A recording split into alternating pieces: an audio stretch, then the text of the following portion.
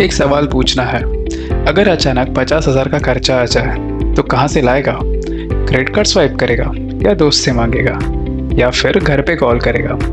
अगर तेरा जवाब इनमें से कुछ भी है, यार ये वीडियो तेरे लिए बनाई है। चल शुरू करते हैं। पहले तो सीधे पॉइंट पे आता हूँ। क्या है ये इमरजेंसी फंड? ये एक अलग रखा हुआ पैसा है जो सिर्फ तब यूज़ करना है जब ज़िंदगी ने अनएक्सपेक्टेड पंच मारा हो। बस इतना ही है, कोई फैंसी डेफिनेशन की ज़रूरत नहीं है। अब कैसे वो समझ आता हूँ। तेरी कार का टायर पंचर हो जाए तो तू क्या करेगा? तू स्टेपनी यूज़ करेगा, जो कि एक एक्स्ट्रा टायर होता है। वही है इमरजेंसी फंड, ज़िंदगी की स्टेपनी। अब क्या और कितना होना चाहिए? सिंपल है, अपने 3 से 6 महीने का खर्चा जितना मान ले। तेरी मंथली एक्सपेंस है 20,000, तो इमरजेंसी फंड होना चाहिए 60,000 से 1,20,000 के बीच।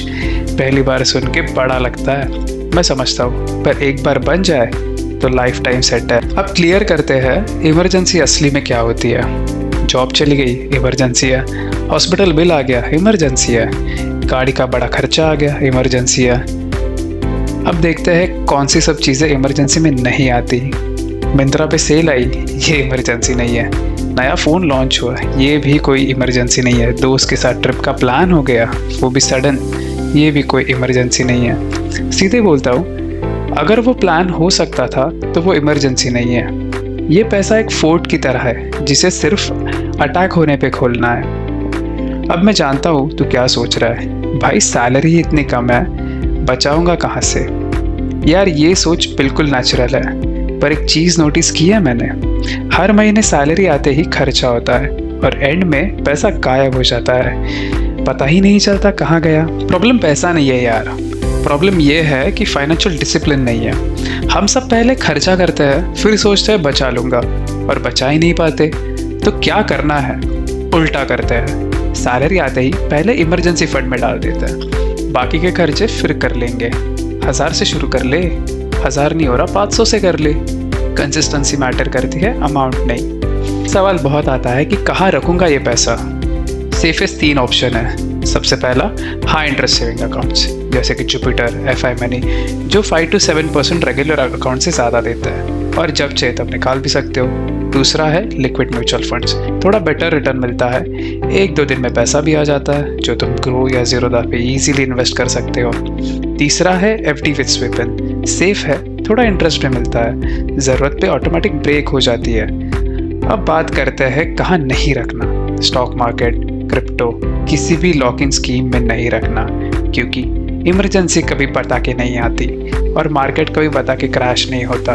बॉटम लाइन ये है कि पैसा ऐसी जगह रखो जहाँ वो सेफ हो, एक्सेसिबल हो, बस। अब देखते हैं स्टेप बाय स्टेप इसमें करना क्या है। स्टेप 1, अपना मंथली खर्चा निकालो, जैसे कि रेंट, खाना, ट्रांसपोर्टेशन, सब्सक्रिप्शन, सब जोड़ दो।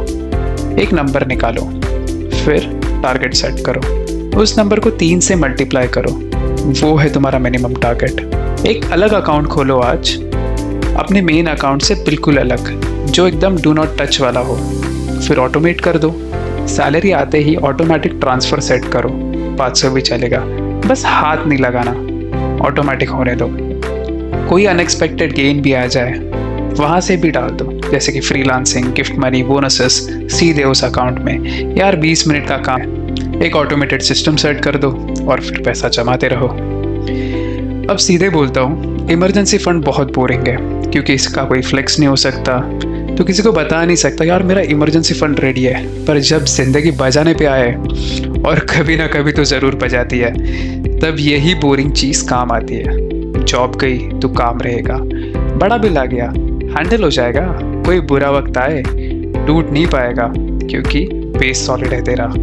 यार पैसा सिर्फ पैसा नहीं होता, सही जगह रखा हुआ पैसा ऑप्शंस देता है, फ्रीडम देता है, चैन देता है। तो आज अभी एक काम कर, एक अलग अकाउंट खोल, पहले ट्रांसफ़र कर, चाहे तो 500 से शुरू कर, बट बस शुरू कर।